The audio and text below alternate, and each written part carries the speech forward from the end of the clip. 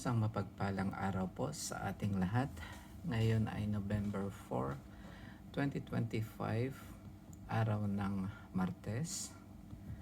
Basahin po natin ang ating mabuting balita ayon kay San Lucas, chapter 14, verse 15 hanggang 24. Papuri sa iyo, Panginoon.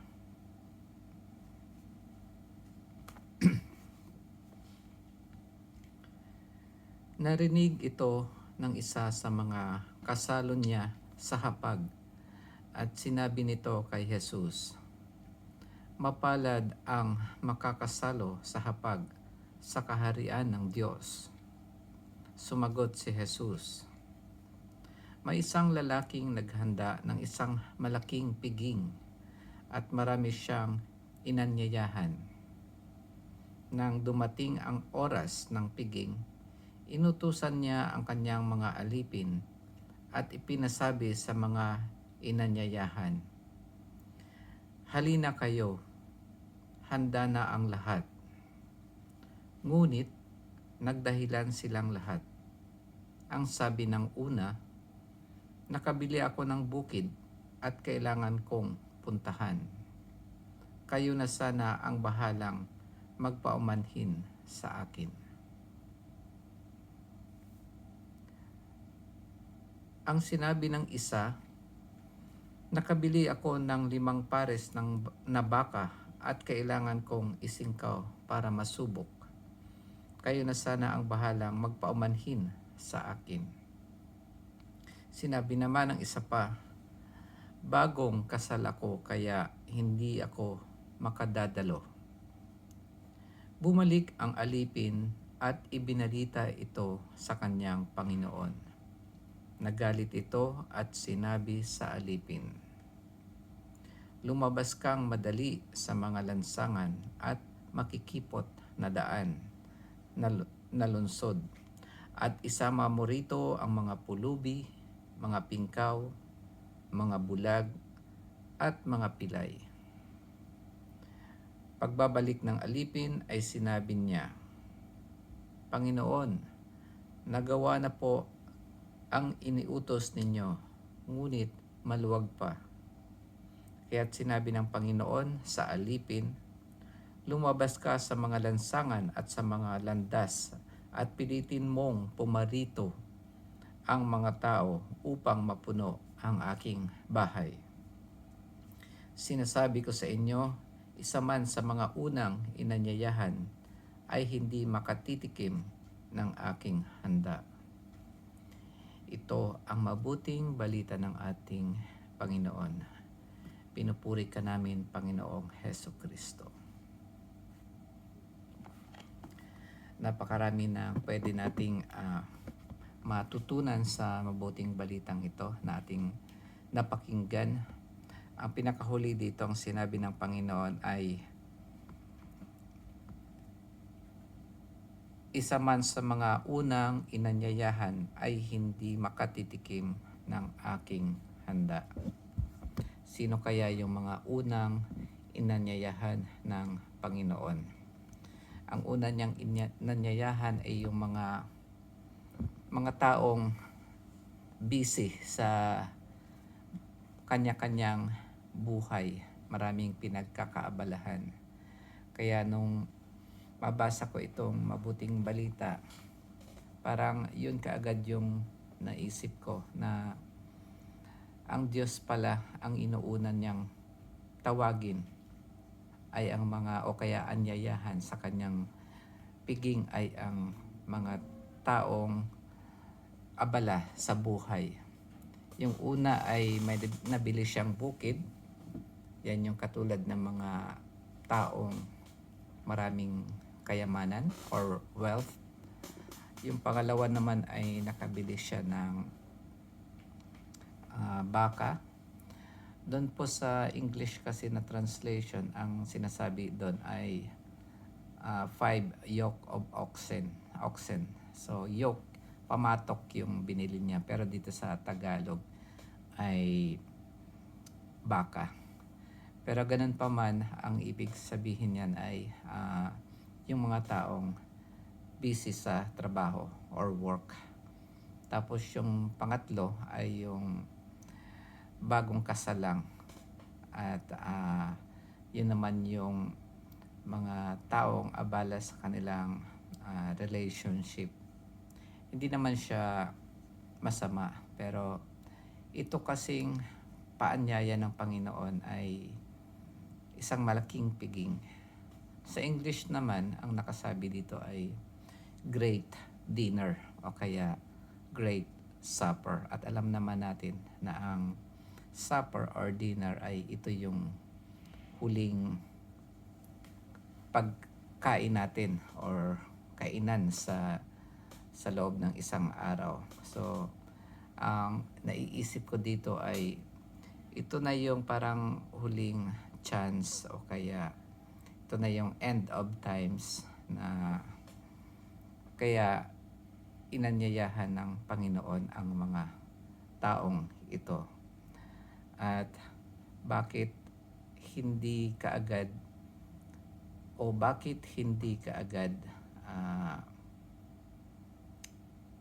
hindi pumunta o kaya bakit tumanggi yung mga inimbitahan niya. At kasi nagalit yung Panginoon dito dahil hindi sila pumunta. At bakit kaya siya nagalit? Dahil ba sa hindi sila pumunta? Hindi naman siguro. Parang hindi lang maganda doon ay hindi nila binigyan ng importansya or honor yung nag-imbita sa kanila. Isipin mo na ang trabaho, ang kayamanan, ang relationship, pwede naman nating yan munang ipagpaliban o kaya pwede naman nating gawin yan sa susunod na araw.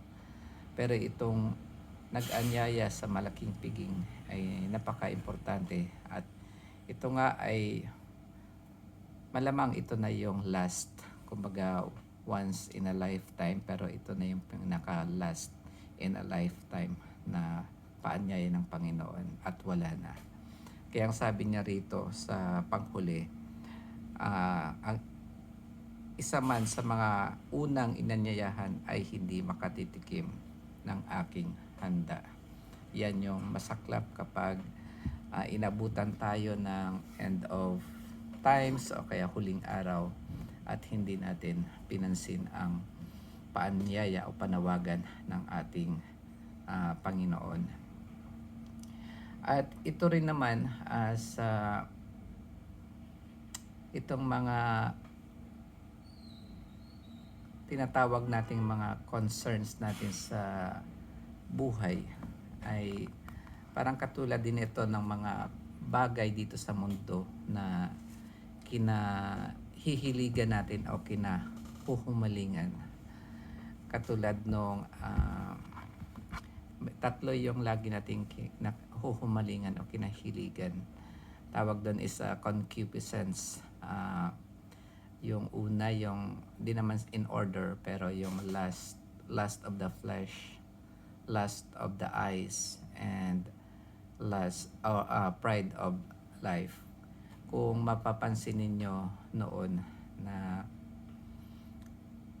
ang kwento ni Jesus nung na-tempt siya ni Satan, tatlong beses din siyang tinempt ni Satan. Yung una ay ang bato ay gawin niyang tinapay. Yan ay katulad din ng lust of the flesh. Ang tawag dyan is parang yung lust of the flesh. Katulad din yan nung tinawag ng Panginoon na bagong kasal. Ganon din itong temptation ni Satan na yung bato ay gawing tinapay. So masasabi natin yung lust of the flesh. Yung pangalawa naman ay yung lust of the eyes. Yan yung tinempt ni Satan si Jesus na tumalon at sabi niya parang poprotektahan naman siya ng anghel para hindi siya bumagsak sa bato. At ganun din naman yung panawagan doon sa taong nakabili ng 5 baka o 5 pamatok. Yan yung tinatawag natin parang last of the eyes. Tapos yung pangatlo, ito rin yung pride of life, yung ipinakita ni Satan yung kaharian at sa yung lahat ng magagandang bagay sa mundo kapalit ng pag-worship niya kay Satan. At yung katulad din niya nung taong inimbitahan na tumanggi, na sabi niya nakabili ako ng lupa, ng bukid. Kaya yun ang tinatawag nating pride of life. So ito pong concerns natin ay isa ring balakid para tayo ay tumugon sa panawagan ng ating Panginoon. Yung wealth natin, yung work natin, yung relationship natin. O kaya ito rin ay isang temptation, katulad ng temptation na ginawa ni Satan kay Jesus. Yan yung mga temptation na kinahuhumalingan natin, kinahuhumalingan o kinahihiligan natin. Yan yung lust of the eyes, lust of the flesh, and pride of life.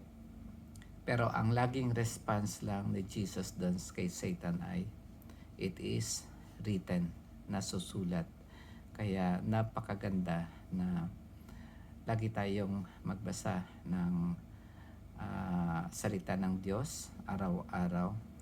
At kung makakaya natin, araw-araw tayong dumalo sa malaking piging ng ating Panginoon. Yan ay walang iba kundi ang ating banal na misa. Yan ang malaking piging na napakaganda, at doon natin laging maririnig ang salita ng Diyos. Yan ang panlaban natin kay Satan at sa anumang temptation or concern natin sa buhay. Yun lamang po mga kapatid. Maraming salamat sa pakikinig at nawa mayroon kayong napulot ngayong araw na ito.